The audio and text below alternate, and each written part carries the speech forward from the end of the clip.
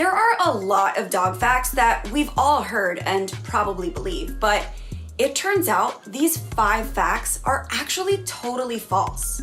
Let's bark about it.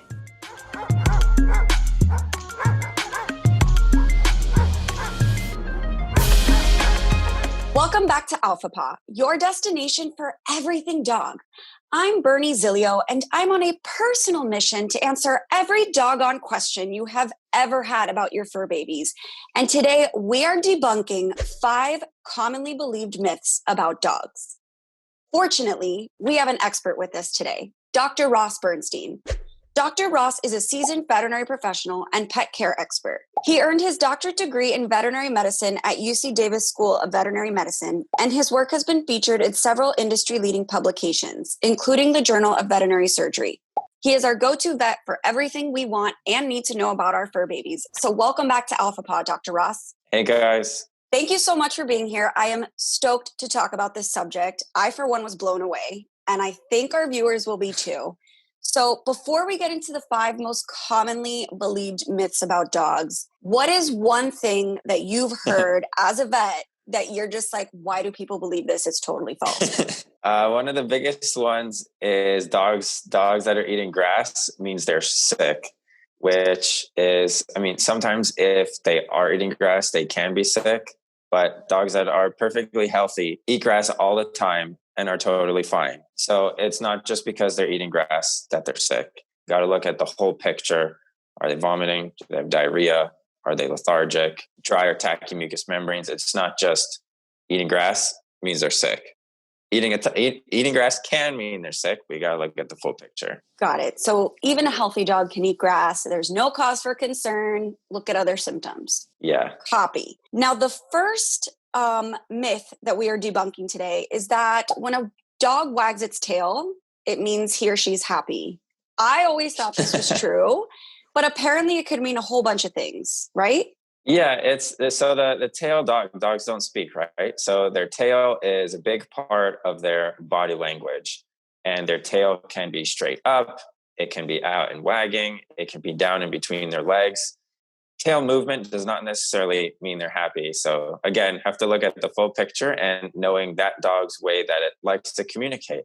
The tail is up in the air. That tends to be more of like an excitement type of emotion.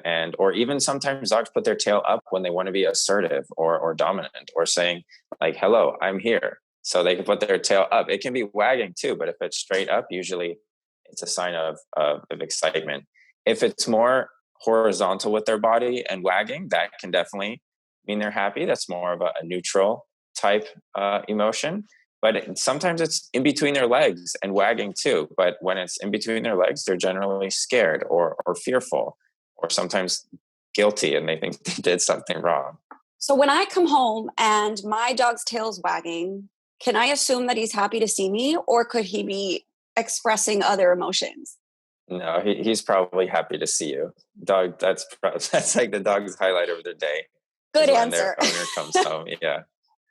Awesome. But if you're taking them on a walk or to the park and there's new smells, new dogs, new things going on, and their tail's going crazy, you have to look at the full picture. If their hair standing up on the back of their neck, if their ear position is back or their ears are up, and look at more than just the tail to know whether or not it's a happy type of emotion that they're putting out there. Okay, wow. This is fascinating. Now, myth number 2 is that dogs can only see in black and white. And apparently that is not true. But I personally have no idea what dogs can actually see. So can you explain that to us, Dr. Ross? We have what's called trichromatic vision, meaning we have 3 different types of cone photoreceptor cells that see 3 different color wave spectrums, whereas dogs have dichromatic vision, meaning they have 2 types of cone photoreceptor cells. So their vision, they can see more than black and white.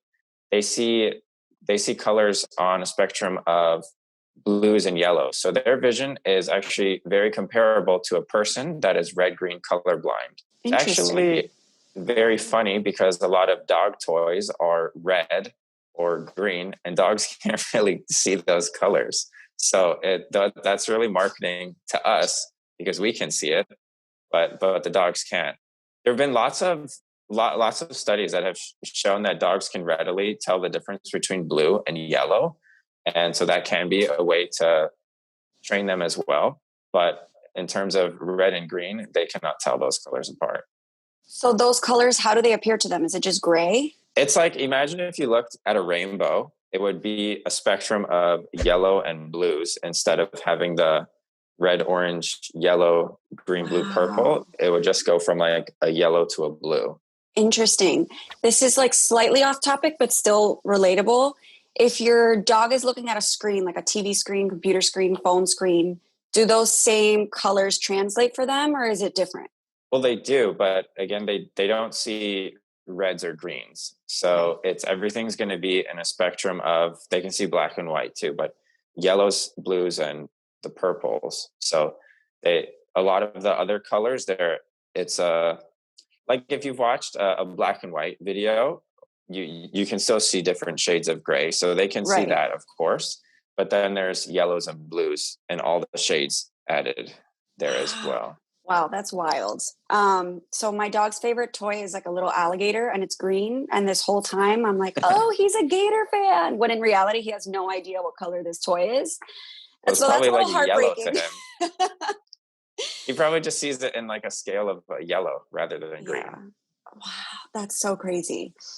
Okay, this next one is also insane, probably the most mind-blowing one for me. So we've all heard this 1,000 times, or should I say 7,000 times, that one dog year is the equivalent of 7 human years. And apparently this isn't true. It really depends on the breed.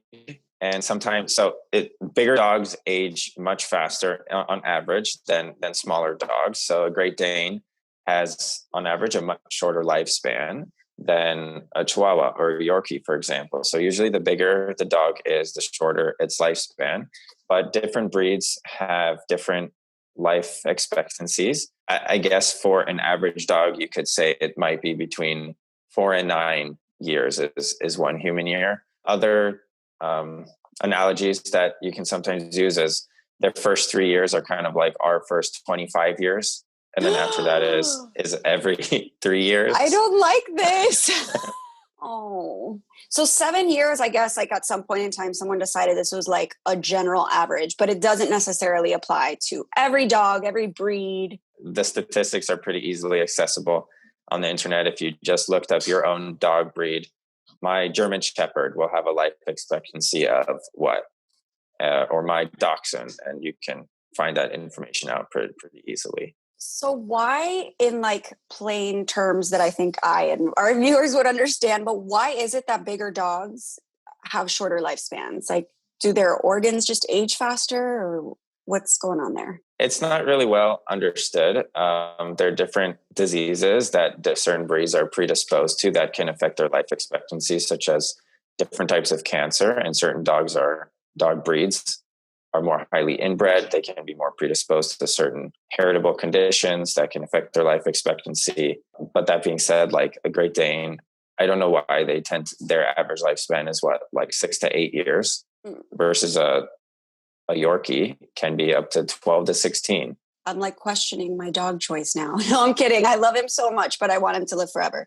So number 4 on this list of myths is that a dog's mouth is cleaner than a human's mouth.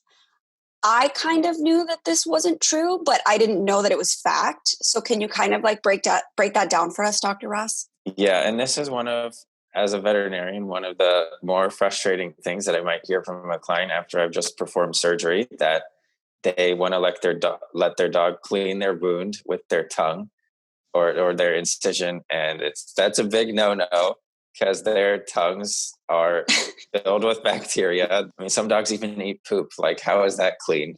So dogs eat stuff off the floor. They put toys in their mouth that have been outside. I mean, there are some enzymes in their mouth that can kill certain bacteria that we don't have. For example, the pH can be slightly different than our mouth, affecting which populations of bacteria live there. But by no means is it sterile. They don't brush their teeth in general. They have a ton of tartar, plaque buildup. They eat all sorts of things off the ground. They eat the trash. They eat sometimes their feces. So they lick their butts and their private parts. It's definitely not cleaner than our mouths by any means. It's wild to me that we know that our dogs do all these things and we still let them lick us. Like some people let them lick just, their arms or whatever. And other people are like letting their dogs lick their mouths, their noses, and it's fine. So I think this myth was something that dog owners came up with to justify their disgusting behaviors with their dogs. Which, I mean, whatever. Do your thing. Whatever helps you sleep at night. Yeah. Okay, so finally, this last myth that we are debunking today is that dogs only understand tone and not words. But apparently dogs can understand words. Is that a thing? Certainly some dogs are very, very intelligent. Probably I can compare their intelligence, and this is just my own personal belief. I would say they're probably on the order of a 2 to 3 year old person. So some dogs can definitely understand words. You can say, have your hands behind your back, say it in the exact same tone. You can say sit or stay or lie down, roll over. And there are definitely dogs that can understand those commands. There are other dogs that can't and respond more to tone. But some dogs can have a very broad vocabulary and can certainly learn commands. More than just commands. There's certain words that I can't even say around here without this one going crazy. So PARK, we have to spell out.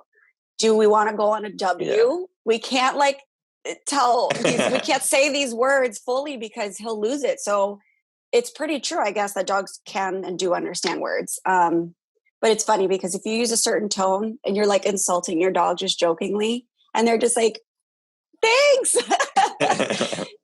It's funny. Is there anything else that any mind-blowing myths that you can think of or anything else that you want our viewers to know? Another one that I commonly get asked is, so usually the dog will come in for whatever reason that I'm seeing them. And then the last question is, oh, and his nose is dry. That means he's sick, right? And again, you need to look at the full picture. So if they're dehydrated and they don't have enough hydration, then sure, a dry nose can be an indication. But their nose is usually wet from them licking their own nose or making it a moist nasoplanum or moist epithelium that can help them smell things. But a dry nose by itself does definitely not mean they're sick. And some dogs can even have their nose, the epithelium or the layer on their nose can become dry, and that can be totally normal for them. So wow. A dry nose does not necessarily mean that they're sick. Well, I've learned a lot today. So what I got is that these myths, well, they're not true, but a singular symptom or a singular fact does not 100% apply to your dog. There's a bunch of other factors. It's not black and white. You have to figure out what's going on with your dog. Why is your dog acting like this? All these different things. But in general, my mind is blown. And if you have any questions for Dr. Ross about myths that you want debunked, drop them down in the comment section below. Again, I'm Bernie Zilio, and this is Alpha Paw. Be sure to subscribe so you don't miss a single doggone episode, and we'll see you next time.